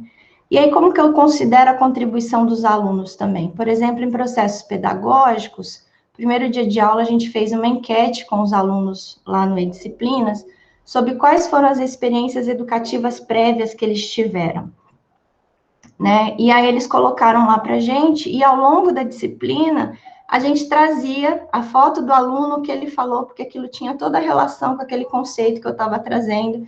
Então, a fala desse aluno ajudando a construir o processo de aprendizagem, além da abertura para ele poder falar ao longo da aula, né? Estabelecer metas alcançáveis e potencializar a autonomia dentro dessa plasticidade. Então, uma coisa é o que você planejou, tudo foi planejado para o presencial. Então, ter essa plasticidade. Então, eu tive que mudar o cronograma de história para que eles tivessem mais tempo para fazer o trabalho. Eu tive que fazer um tutorial de 1 hora de uso de PowerPoint, porque eles não estavam conseguindo fazer o ecomapa e o genograma, porque muitos não sabem usar o PowerPoint. A gente teve que substituir, por exemplo, a avaliação cognitiva por jogo eletrônico, estudo de caso, estudo dirigido. Então, tem que ter essa maleabilidade, né? E o estudante tem que perceber que ele tem capacidade para responder às metas. E como é que ele sabe disso? Eu tenho que ter objetivo claro, canal de comunicação efetivo e tentar começar a me distanciar em termos de ajuda, né? Eu começo ajudando muito, mas aí eu vou deixando esse aluno mais autônomo no processo. E esses ambientes que favorecem a autoestima e o autoconceito são muito importantes, né? A forma que eu falo, a forma que eu recebo a fala desses alunos. Eu gosto muito de trabalhar na perspectiva das fortalezas, porque a gente tem um caminhar pedagógico mais de sinalizar quais são as fragilidades do trabalho, né? E as avaliações devem ser feitas conforme a realidade, né, gente? Se eu dou uma aula um pouco mais superficial, com uma questão mais geral, eu não posso fazer uma avaliação que o menino tem que discutir Pierre Bourdieu, né, os conceitos filosóficos, enfim, eu tenho que ter coerência entre o que eu dei em sala de aula e o que eu estou exigindo na avaliação. E aí, os momentos de música, Macarena foi o grande hit do período da pandemia, né, tava todo mundo dizendo assim, estou aqui na minha cadeirinha dançando, enfim, foi muito bom.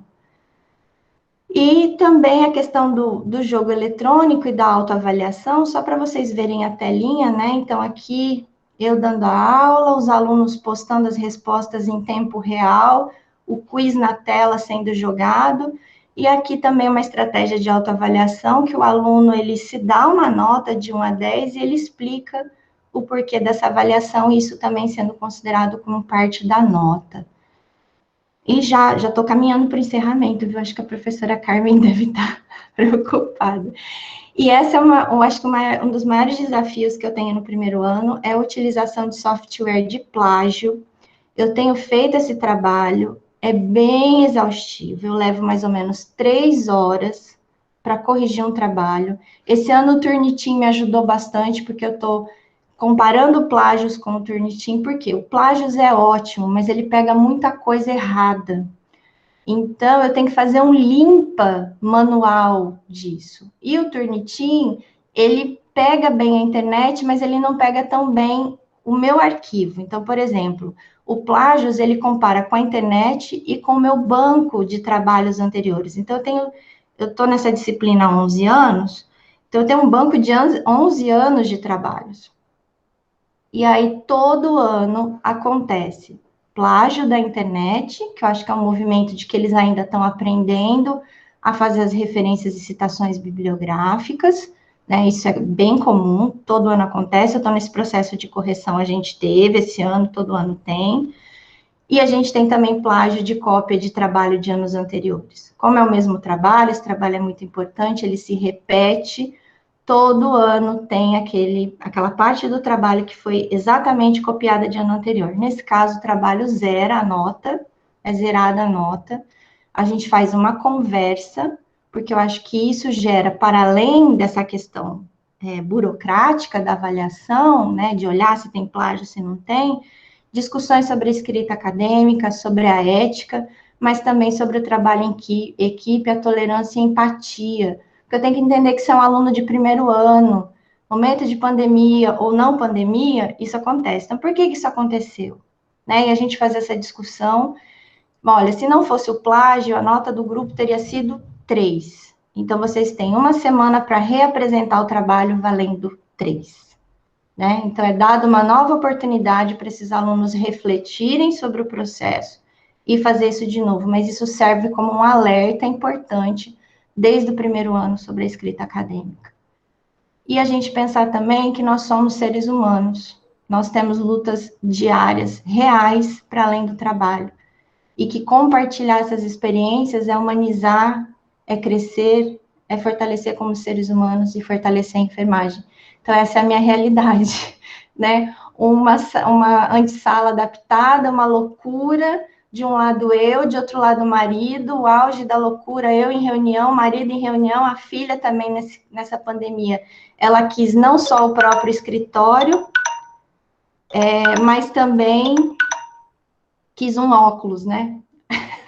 Então, olhando todo esse cenário maluco que os pais estão vivenciando, que eu acho que essa é a realidade de todos nós, né? Até a minha filha quis um escritório só para ela e está acompanhando aí a vida dos pais e não está sendo nada fácil para todos nós, né? Então, agradecer a todo mundo, muito obrigado, fique bem e fique em casa se puder. Aqui as minhas últimas considerações e gostaria de agradecer. Querida Lu, muito obrigada. Você mostrou, como você mesmo disse, essa coisa de plasticidade, eu acho que foi muito além disso, né? Você conseguiu pegar tudo que você tinha planejado para uma disciplina presencial, que já era bastante interativa, com muita metodologia ativa, e levar para o lugar do não presencial, da cultura digital, assim, emocionante saber que a gente conseguiu ter essa experiência aqui na escola em tão pouco tempo, é por isso que os alunos elogiaram tanto. Nós temos aí algum tempo para perguntas ainda, Lu. Eu já tenho 2 para você, depois se a Wilson quiser fazer alguma intervenção, ok. Existe uma pergunta...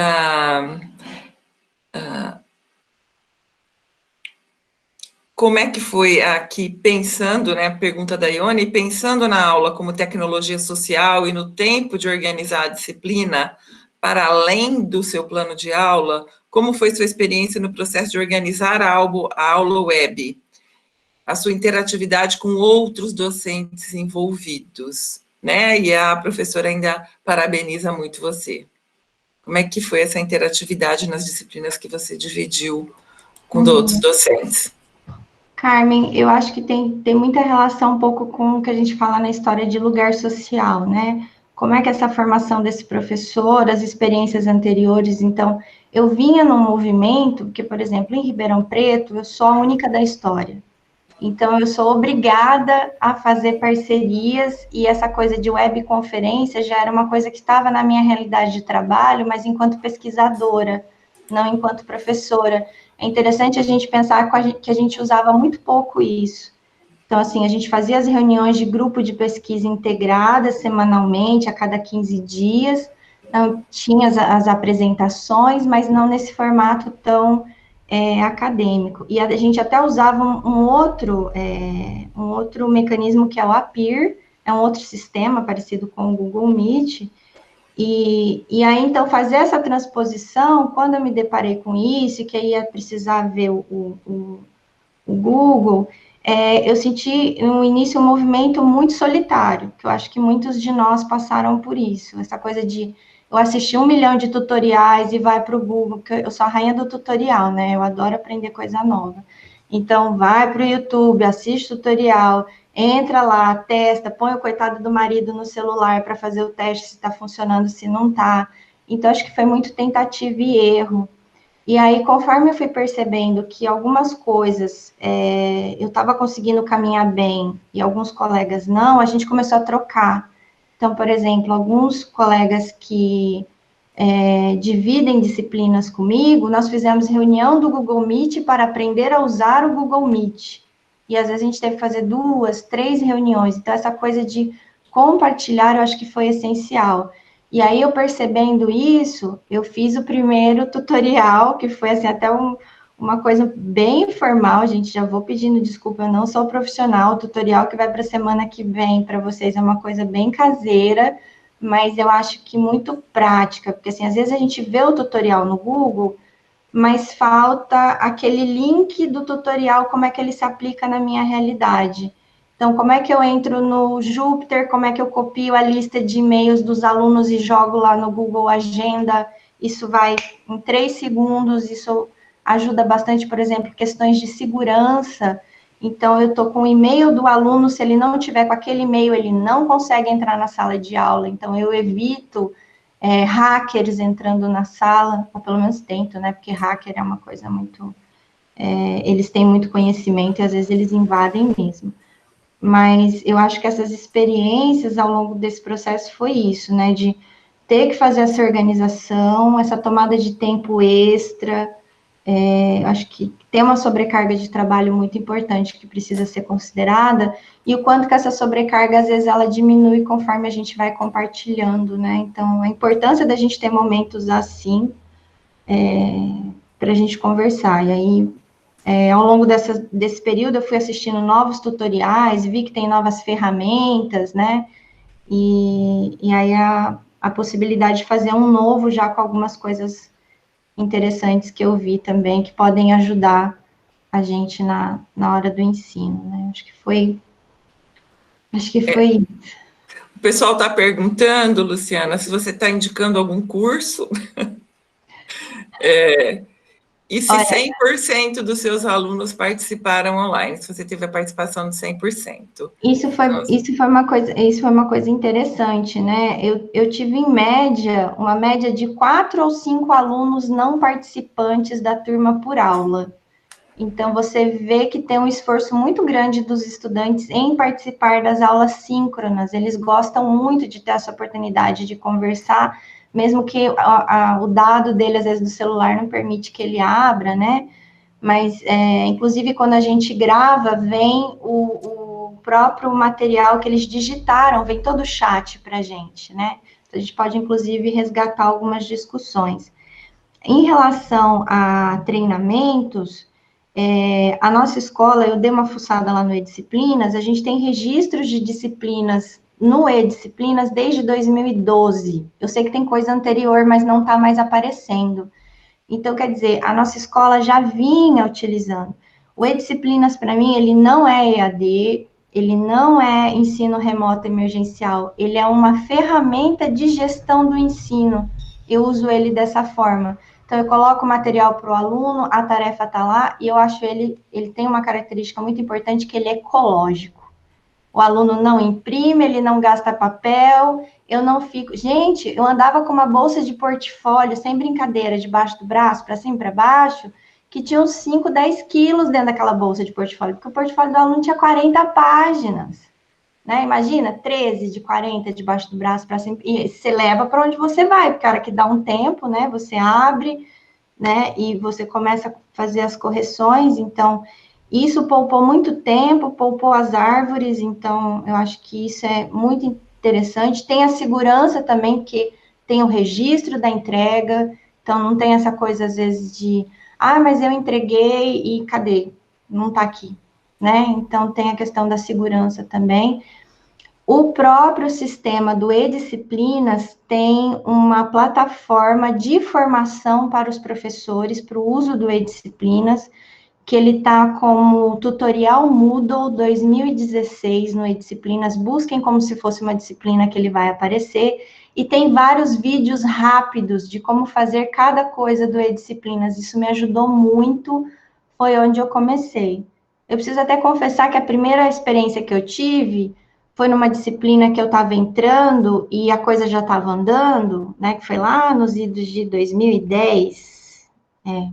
Cuidado integral, integralidade do cuidado em saúde 2, que era tanta coisa na disciplina, que o eDisciplinas era uma coisa que era difícil, né, de entender naquele começo. Então, no começo eu fiquei um pouco receosa, não gostei muito, mas depois acabou virando uma coisa, algo muito bom para essa questão da gestão. Então, estão lá as aulas, a data, o horário, o aluno sabe o que vai acontecer, o planejamento está lá, né? Então, isso ajuda muito na comunicação com os alunos também. Então, ele tem também, como a professora falou, a possibilidade da gente fazer aula ao vivo dentro do eDisciplinas, mas o nosso sistema está com um problema, a gente pede para gravar, mas a gente não consegue ter acesso à gravação. Então, o webconf do eDisciplinas não está funcionando.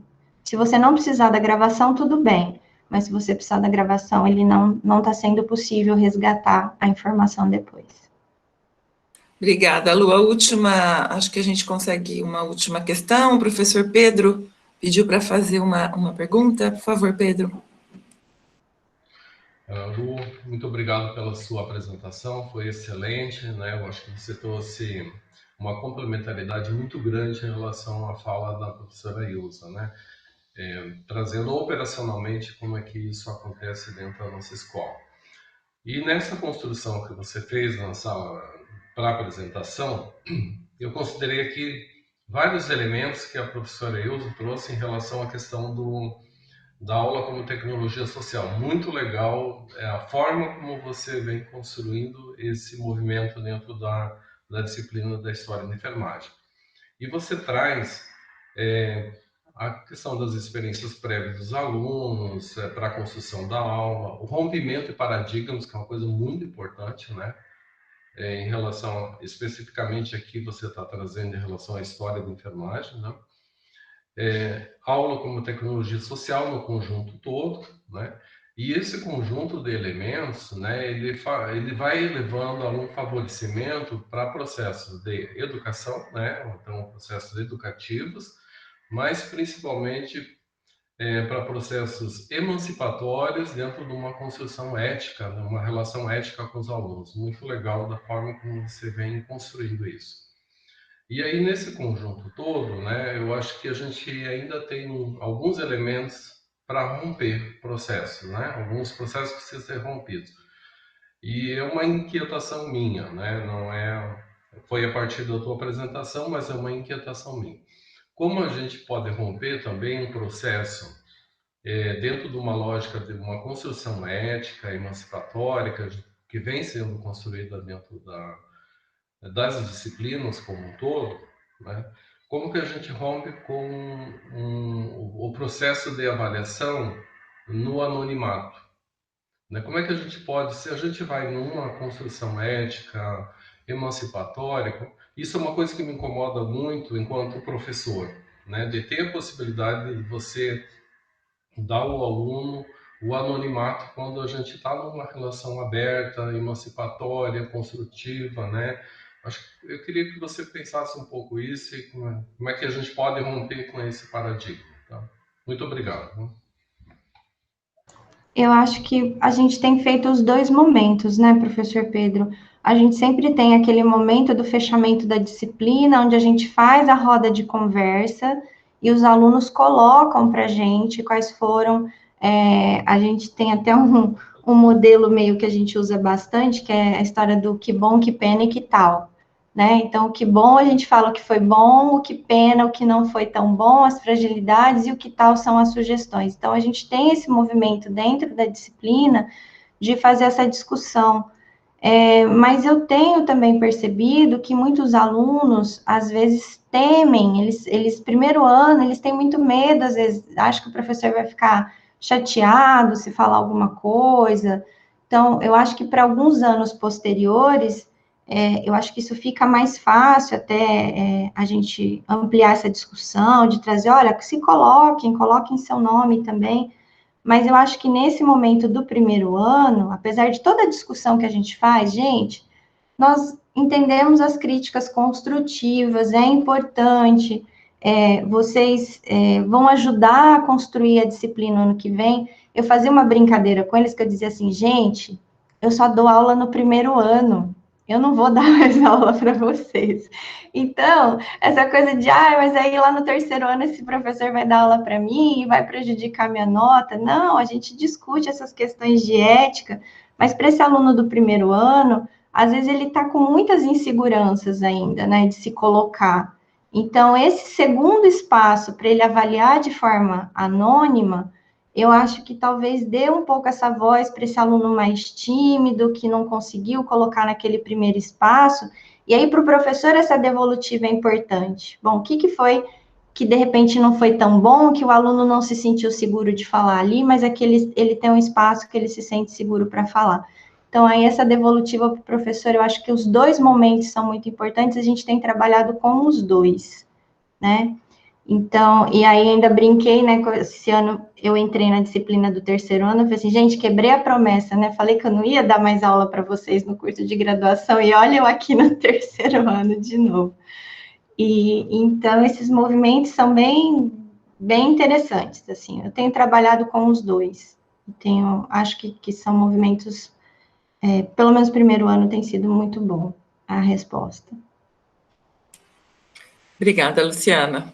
Bom, eu acho que nós temos que caminhar aí para o encerramento do evento, né, dado que todas as pessoas provavelmente têm outras atividades, e nós temos aí a hora do almoço. Eu acho que a Escola de Enfermagem foi muito feliz em escolher essa parceria, né, a Wilza e a Luciana, porque houve realmente uma complementação. Com certeza isso colaborou com todos que estão assistindo, no sentido de melhorar a formação, né? Eu só tenho a agradecer, dizer que essa palestra, segundo o Rodrigo, nosso assessor aí da informática, essa palestra estará disponível no canal do YouTube da escola. A Eva, que é a nossa secretária da direção, está coletando algumas questões, alguns pedidos que o pessoal está fazendo, uns para a Vilza, outros para a Luciana, e eu me encarrego de enviar e de retornar, né? Inclusive de material, o pessoal quer material, né, Wilza? Então, nesse momento a gente realmente não consegue, mas ela tem bastante esse material. E gostaria agora de passar a palavra para a professora Maria Helena, para o encerramento, e agradecer imensamente a toda a nossa plateia aí. Muito obrigada, professora. Eu quero agradecer, no nome da Escola de Enfermagem de Ribeirão Preto, pela oportunidade que vocês nos proporcionaram hoje, né, professora Ilza, professora Luciana. Nós, com a fala de vocês, com certeza, cada um de nós fez novos encaminhamentos, né, para olhar o ensino que nós estamos ministrando, não que esse cuidado não tenha sido feito já e não faz parte do nosso dia a dia, mas são outras possibilidades, né? Então, eu creio que o objetivo, né, deste encontro, ele foi altamente atingido, né, 100% atingido, e nos faz querer mais, né? Então, já estou aqui fazendo uma propositura para a comissão de graduação preparar o segundo momento, né, para a gente continuar discutindo todas essas questões tão necessárias, né, para a qualificação do nosso ensino, e dizer, né, que dentro das reflexões todas aqui, me fez pensar, né, em questões de espaços, né? Sempre os espaços têm que ser ampliados.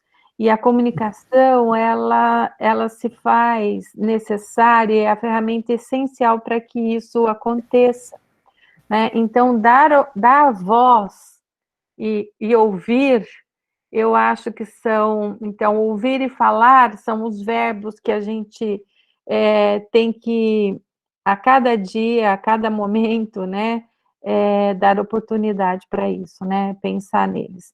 Então, assim, agradeço imensamente, né, a participação de vocês e de todos que aqui estiveram conosco, né, nessa final de manhã, e que possam estar já convidados para o próximo episódio, para que a gente possa continuar aí nesse canal aberto, né, de cooperação, coparticipação, e, como diz os nossos alunos, estamos juntos. Né? Muito obrigada, viu? Muito obrigada.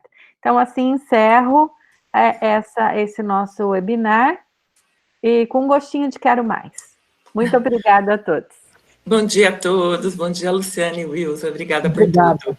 Obrigada, bom dia. Até logo.